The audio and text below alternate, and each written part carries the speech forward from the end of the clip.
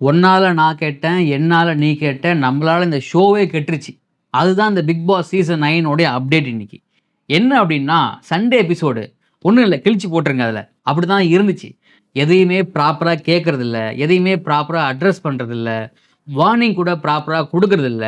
ஆனா எல்லாத்தையும் மார்க்கிங் பண்றாங்க. எல்லாத்தையும் வந்து வம்பிழுக்கிறது, எல்லாத்தையும் வந்து ஒருமையில பேசுறது, வக்கீல்ன்னு கேட்கறது எல்லாத்தையுமே விஜய் சேதுபதி பண்றாரு. என்னதாங்க பண்றாரு? வாங்க வீடியோக்குள்ள போய் பார்க்கலாம். ஸ்கிப் பண்ணாம பாருங்க. டைட்டில பார்த்து, தம்ப்நெயில் பார்த்து எந்த முடிவும் எடுக்காதீங்க. Welcome to the channel. நான் உங்கள் விஷால் சரவணன். வாங்க வீடியோக்குள்ள போகலாம்.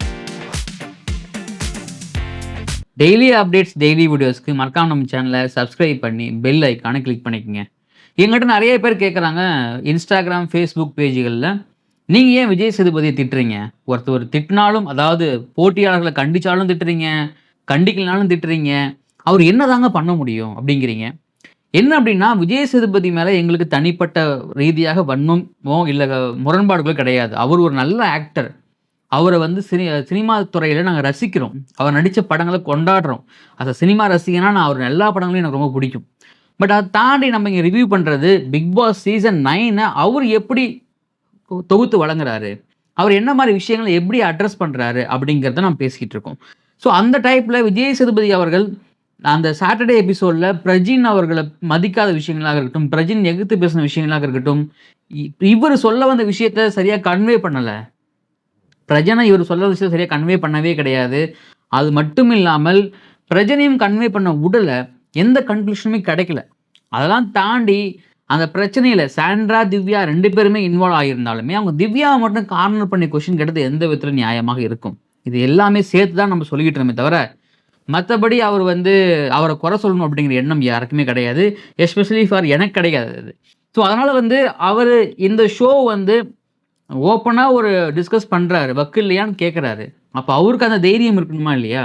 என்னதான் உங்க ஃப்ரெண்டா இருந்தாலுமே நீங்க நியாயமா இங்க பேசணுமா இல்லையா? அத ஏன் பண்ண மாட்றீங்க? அப்படிங்கிறது தான் இங்க நம்மளோட கேள்வி. பொறுத்திருந்து பார்ப்போம். வர வாரங்கள்ல என்ன பண்ண போறாரு அப்படின்னு சொல்லிட்டு. சரி ஞாயித்துக்கிழமையாவது ஒழுங்கா பண்ணாரா? கிடையாது. ஓப்பன் நாமினேஷன் ஓப்பன் நாமினேஷன் வைக்கிறதுக்கு முன்னாடியே சாண்ட்ரா அண்ட் கேங் வந்து நாமினேஷன டிஸ்கஸ் பண்றாங்க. இந்த வாரம் மட்டும் கிடையாது. போன வாரம் டிஸ்கஸ் பண்ணாங்க. அப்ப அது ரூல் பிரேக்கிங்ல வருமா? வராதா? ஒருவேளை அந்த விஷயத்த அன்பு கேங் பண்ணியிருந்தாங்கன்னா, இல்ல வேற யாரோ குறிப்பிட்ட நபர்கள் பண்ணியிருந்தாங்கன்னா, டீம் சும்மா இருந்திருப்பாங்களா? விஜய் சேதுபதி சும்மா இருந்திருப்பாரா? கேள்வி கேட்காம இருந்திருப்பாரா? அப்போ சாண்ட்ரா அண்ட் கேங் பண்ணத மட்டும் ஏன் கேள்வி கேட்கல? அத ஏன் நார்மலைஸ் பண்றீங்க? அப்போ நீங்களே ஒரு பிளான் பண்றீங்க. அப்ப இது எல்லாமே கேட்கக்கூடாது. இதெல்லாம் கேட்கணும் அப்படிங்கிறது. அப்ப நீங்க என்ன ட்ரை பண்றீங்கங்க?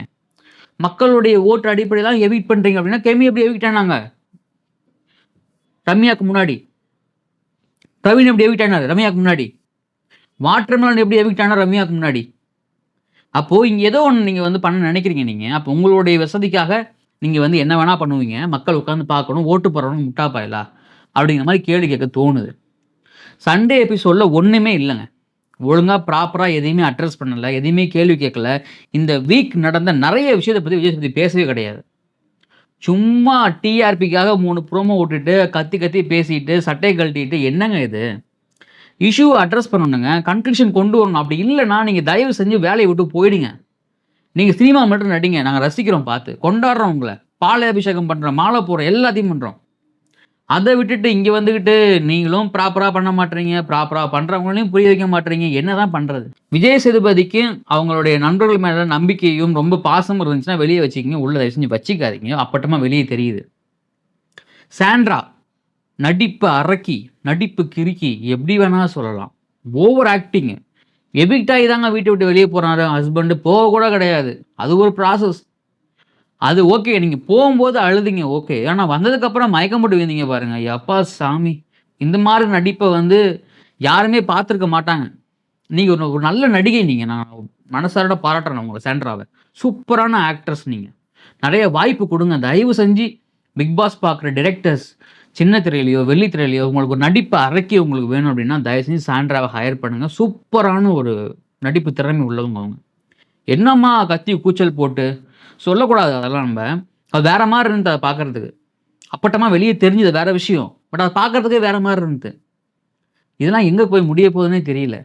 சரி ஓகே. சண்டே முடிஞ்சிருச்சு. கெமி எவிக்ட் ஆயிட்டாங்க. கெமி எவிக்ட் ஆனது அன்ஃபேர் தாங்க. ரம்யா வீட்ல இருக்கும்போது திவ்யா எவிக்ட் ஆனது 100% அன்ஃபேர் தான். சரி ஓகே நம்ம மண்டேக்குள்ள வருவோம். மண்டேல ஒண்ணுமே கிடையாது. நாமினேஷன் பண்ணாங்க. நாமினேஷன் பண்ணும்போது எல்லாம் ஒரு சில காரணங்கள் சொல்றாங்க. அந்த நாமினேஷன் பண்ணும்பொழுது எனக்கு தெரிஞ்சு சரியான காரணங்கள சொல்லி நாமினேட் பண்ணது ஒரு சிலர் தான். அதுல முக்கியமா ஆரோரா.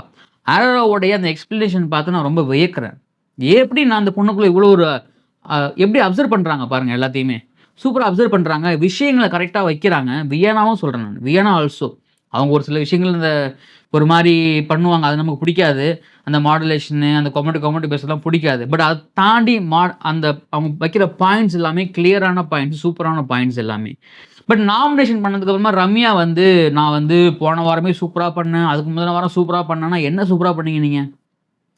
நீங்க ஒரு டான்ஸரா உள்ள வந்தீங்கன்னா, அட்லீஸ்ட் அந்த டான்ஸையாவது நீங்க உள்ள பண்ணணும். இல்ல, நான் அத மறைக்க விரும்புறேன் அப்டின்னா, ஓகே. அப்ப வேற ஏதாவது பண்ணுங்க.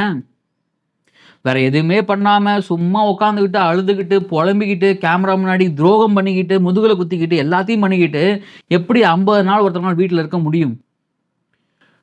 வெளியில பெய்ட் பிஆர்ஸ் இருந்துச்சுன்னா, கண்டிப்பா ரம்யா அவர்களாலாம் வீட்டுக்குள்ள இருக்க தான் முடியும். நம்ம தலையெடுத்து இதெல்லாம் பார்க்கணும் அப்டிங்கிற மாரி ஆயிடுச்சு. இப்ப நாமினேஷன் பண்ணீங்க, ஓகே. ஒரு போன வாரம் மாரியே இந்த வாரம் வந்து பார்த்தீங்கன்னா, கானா வினோத் கிடையாது, சுபிக்ஷா கிடையாது. அப்ப மத்த எல்லாமே நாமினேஷன். அப்ப இந்த வாரமா டெவல்யூஷன் பண்ணுவீங்களா? இல்ல விஜய் சேதுபதி அவர்கள் அவங்களுடைய ஃப்ரெண்டுக்காக வந்து டெவல்யூஷன் பண்ணாம வந்து வேற ஏதாவது வெயிட் பண்ணுவாரா? அதுவும் தெரியல. அப்போ உங்களுக்கு ஏத்த மாரி எல்லாத்தையும் பண்ணிக்கிறது. சரி ஓகே. வேற என்ன பண்ணாங்கன்னா, கேப்டன்சி டாஸ்க்கு. யார் கேப்டன்? அகைன் 2வது டைம் எஃப்ஜே கேப்டன். சூப்பரா டாஸ்க் இருந்துச்சு. டாஸ்க்க பார்க்கும்பொழுது அருமையான டாஸ்க்கு. போன டைம் குரூப்பா சேர்ந்து குத்துனீங்கல்ல, இந்த டைம் தான் சோலோ டாஸ்க் பயங்கரமா பண்ணாய்ங்க. கமருதீன் கம்ப்ளீட் பண்ணிட்டாரு. அதுக்கு உடனே பார்வதி போட்டாங்க பாருங்க ஒரு ஆட்டம். வேற லெவலான ஆட்டம். ஆனா பார்வதி, நான் சத்தியமா சொல்றேங்க. பார்வதி மாரி ஒரு ஆள தயவு செஞ்சு பக்கத்துல வச்சுக்காதீங்க. உங்க ஃப்ரெண்ட்ஸோ, உங்க ரிலேட்டிவ்ஸோ, இல்ல உங்களுக்கு தெரிஞ்சவங்க யாரா மாரி இருந்தாலுமே, அந்த மாரி கேரக்டர் இருக்காங்கன்னு தெரிஞ்சா, தயவு செஞ்சு 100 அடி தள்ளி போயிடுங்க அந்த மாரி கேரக்டர்ஸ் இருந்து. நமக்கு நல்லது. முக்கியமா.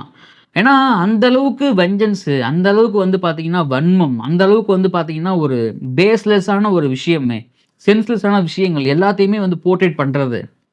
என்னதான் விஜய் சேதுபதி காரி காரி துப்புனாலுமே, அது எல்லாமே அப்படியே லெஃப்ட் ஹேண்ட்ல தொடச்சுட்டு அப்படியே ரைட் ஹேண்ட்ல திரும்ப அடுத்தத காட்டுறது. என்ன ஒண்ணுமே இது கொஞ்சமா திருந்தணும். கொஞ்சமா திருந்தணும், மாறணும். ஆனா இதுக்கு முன்னாடி வந்த சீசன்கள்ல இப்படி இல்லாம இருந்தவங்க தான் டைட்டில் வின் ஆயிருக்காங்க. ஸோ அத பத்தி நம்ம ஒண்ணும் சொல்றதுக்கு ஒண்ணுமே கிடையாது. இது ஒரு பேட் எக்ஸாம்பிள். நம்ம அத அப்பைலருந்து சொல்லிட்டு தான் வரோம். அத இது தொடர்ந்து பண்ணிக்கிட்டே இருக்காங்க திரும்பவும்.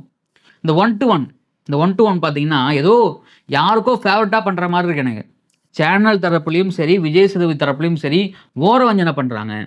ஃபேவரட்டிசம் பீக்ல இருக்கு அப்படின்னு நமக்கு கண்கூடா பார்க்க முடியுது. அந்த அளவுக்கு வந்து ஏதோ இன்ஃப்ளூயன்ஸ் பண்றாங்கப்பா இவங்க.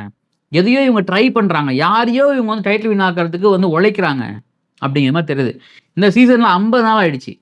நான் சொல்றேன் நானு சீசன் 7, சீசன் 8லாம் வந்து பார்த்தீங்கன்னா, 30ஆம் நாள்லயே வந்து பார்த்தீங்கன்னா, இவங்க தான் டைட்டில் வின்னர் கணிச்சுட்டாங்க. சோசியல் மீடியாவிலேயே கணிச்சுட்டாங்க.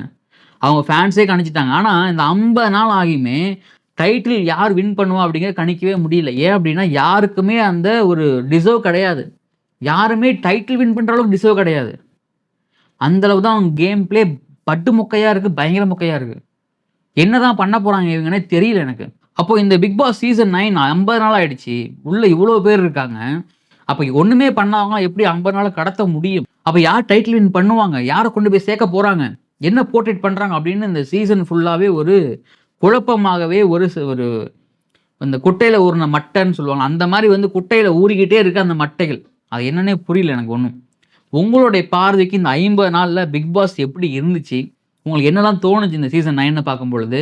உங்களுடைய பார்வைக்கு யார் டைட்டில் வின் பண்ணுவாங்கன்னு தோணுதோ, அவங்க பேர கமெண்ட்ல பதிவு பண்ணுங்க. இந்த வீடியோ பத்தி கருத்துக்களையும் கமெண்ட்ல பதிவு பண்ணுங்க. வீடியோ பிடிச்சா உங்க ஃப்ரெண்ட்ஸ் ஷேர் பண்ணுங்க, லைக் பண்ணுங்க. டெய்லி வீடியோஸ்க்கு மறக்காம சப்ஸ்கிரைப் பண்ணி பெல் ஐகான் கிளிக் பண்ணுங்க. எக்ஸ்க்ளூசிவான கன்டென்ட்க்கு நம்ம Instagram, Facebook பேஜோட லிங்க்க டிஸ்கிரிப்ஷன்ல குடுக்குறேன். அதையும் பார்த்து தெரிஞ்சுக்கங்க, ஃபாலோ பண்ணிக்கங்க. மீண்டும் அடுத்த வீடியோல சந்திக்கிறேன். நான் உங்கள் விஷால் சரவணன். நன்றி, வணக்கம்.